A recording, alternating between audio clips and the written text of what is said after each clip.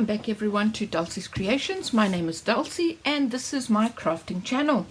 Thank you so much for being here, and remember, if you enjoyed this project, please like, press that notification bell, subscribe, and remember, share my link, share my videos, and to anyone who might be interested in my projects or would like to see them.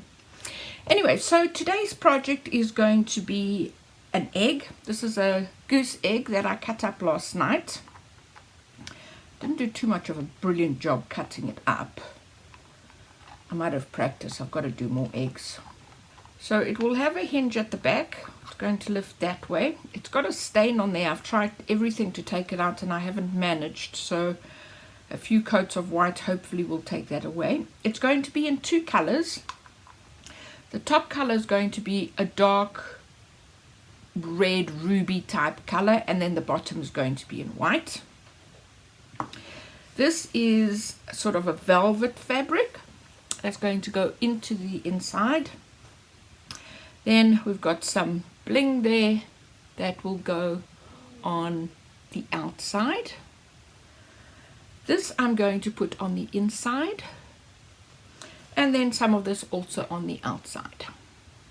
We'll obviously have some of this very fine, well, not obviously, because generally we put this on the inside of the eggs when they don't have anything, no fabric or anything. So this one I'm going to put on the white section. So I've got here some cardamom red hue, and I've also got Pebeo common naphtol. So I'm going to use those two colors, and I might add a little bit of black. And then I've got some pearl white, but I'm also going to use Amsterdam white, especially for the first few coats at the bottom here with this stain that it's got on. So let's get crafting. Okay, so I've mixed some of the paint in here, and I like this color, because then it's not so much red, it's more a dark ruby type thing. Yes, I think that's a perfect color, or at least that's what I had in my mind. So in here I ended up by mixing the Carmine Naphtol Pebeo Studio and then some Arteza Rose Madder. I actually thought it was finished, but I had it in the box already in the house. A little bit of black, just to make it a little bit darker. You might have noticed I'm not in my shed. I'm actually in the house. Layla gets very stressed out when she's in the shed with me, and I end up by worrying about her. So I end up by not doing too much because I'm too busy worrying about her and what she's up to. So I've just brought a whole lot of my stuff into the kitchen, and that's where I'll be crafting. All right. So probably for most of this video I'll put it on time lapse, because it's just painting the eggs and I don't think you really need to see all of that. Now I do have, another one of these somewhere, but I couldn't find it, considering I haven't done any eggs since the extension. So it's probably still somewhere. I know it's somewhere in the shed.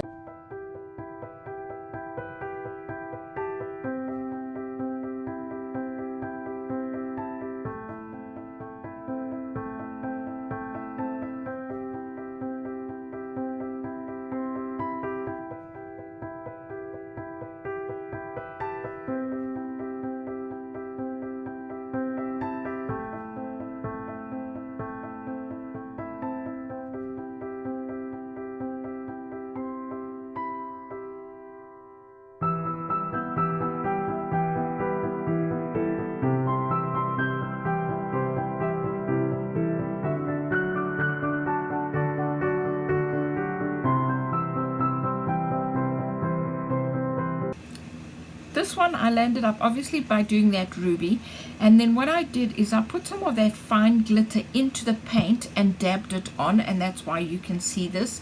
And as I showed when it was on time lapse, I have now varnished it also, so it's got a beautiful shine to it. I'm very happy with how it's turned out so far. This one I wasn't happy with how the white was looking, So what I did, as you saw, I put on some Mod Podge, and I put on that fine glitter, and I actually love the way it is. And at the moment, as you can see, I am touching it totally, and nothing comes out on my hands. Now, because the light is so bad in the kitchen, let's just see. There you go. There you go. I had it just there. There you go. You can actually see the beautiful shine to it. Okay, so I've done the little coverings that go, the lining that goes inside the egg. And then this one I actually covered up the hole, which I should have done at the beginning so that when I did all of this, but at least it didn't damage any of the bottom. And that does go on the stand also, so it's not too much of a problem. And I've done the top one too. So now what we're going to do is I'm just going to basically put the lining in. I will use some Yoo-hoo glue to both stick it to the sides and at the bottom. Now what I might do with this, because it does get a bit fiddly and you might see more fingers than anything else, I'm going to time lapse it, because to be fair, I also do a lot of concentrating to get it straight and to sit straight. So it might be easier to just time lapse it. Now, I am putting a good dollop of glue at the bottom there. I don't think you can see that. There you go. So that the lining can stick to it nicely and stay at the bottom. All right, let's just put this in there. I do want to hold it down for a few seconds so that I know it's going to stick nicely. Right, so as you can see, there's sort of like a little rose at the bottom there from all the gathering.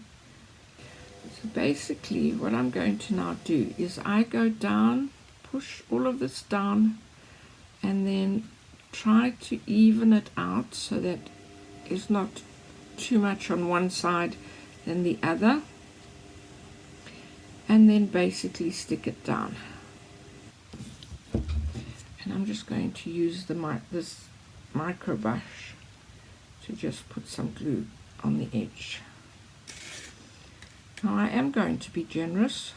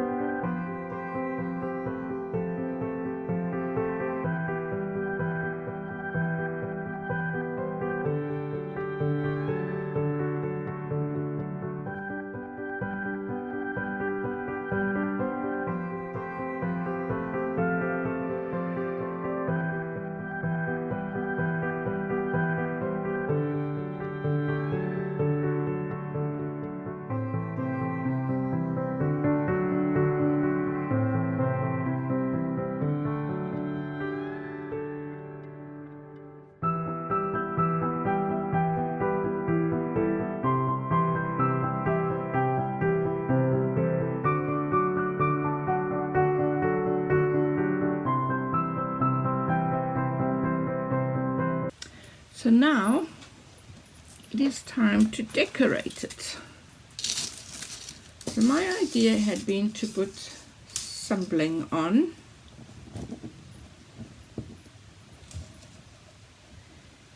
But I'm just debating if I'm putting this on first. Oops.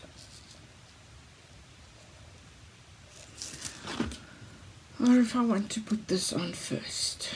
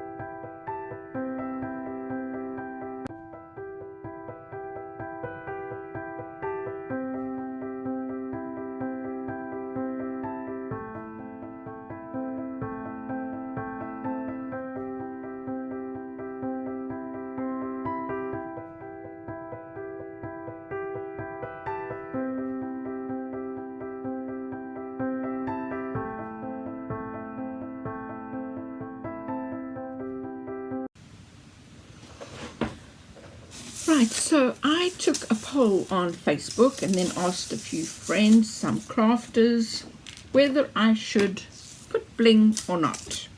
And it was an overwhelming definitely bling.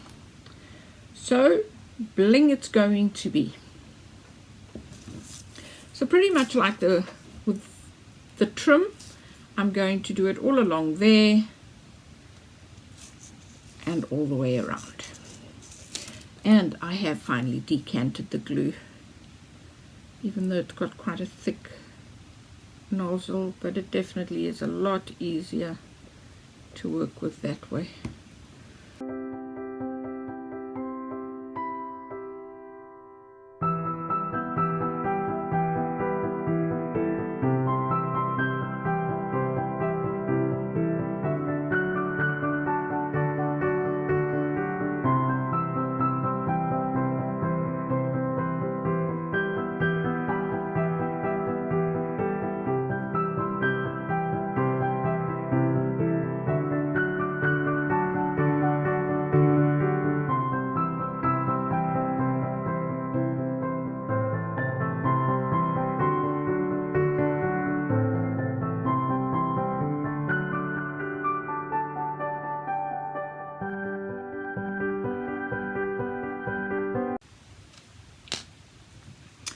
Okay, so I have done the base. As you would have seen previously, my putting that and the bling on. I put on those letters, the 40th anniversary. I have given it one coat of varnish. I can just see a few spots. So what I'm going to do is I'm just going to give it another coat of varnish in the opposite direction to what I did it previously. And then all that is really left,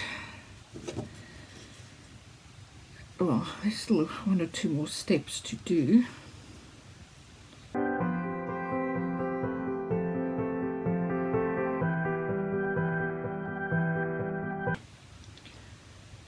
It's looking really, really good. So what I'm going to do now is I'm going to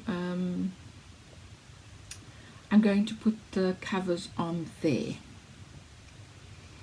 so that I can hold it and place it without getting too much of the glue on my fingers. Actually, I just put a little bit on there.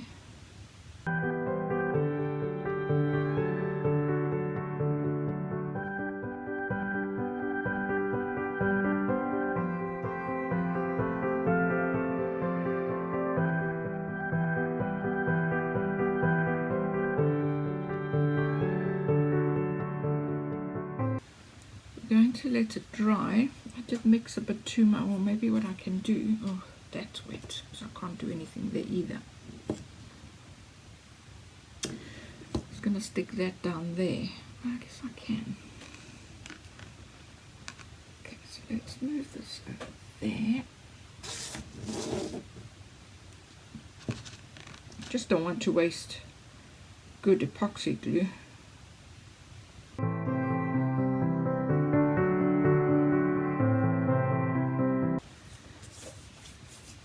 Go. That didn't go to waste.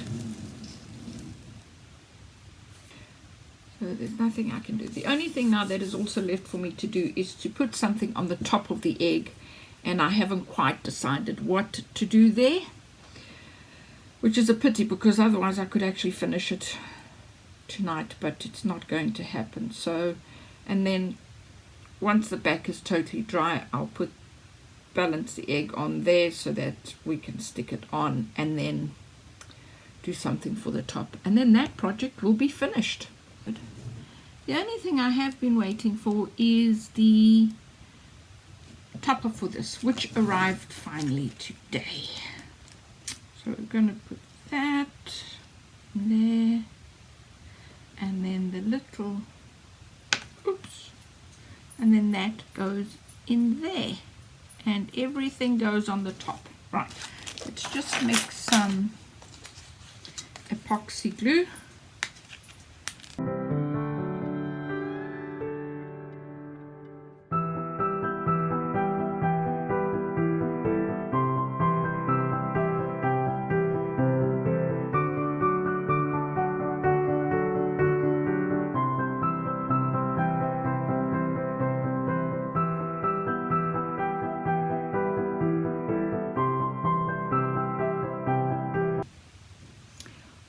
think it is stuck. I'm not going to do too much moving around with it.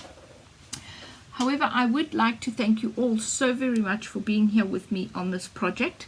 Please do stay tuned to the very end so that you can see a short video of it rotating and being open, and some pictures. I'd like to take this opportunity to thank you all so very much for being here with me on this journey. I will be doing a lot more egg projects this year. I'm hoping to at least do one a month. So please do like, subscribe, and press that notification bell so you don't miss out on all the wonderful projects I have coming up. But above all, wherever in the world you might be, please stay safe, stay well, and I will see you all very soon. Bye for now.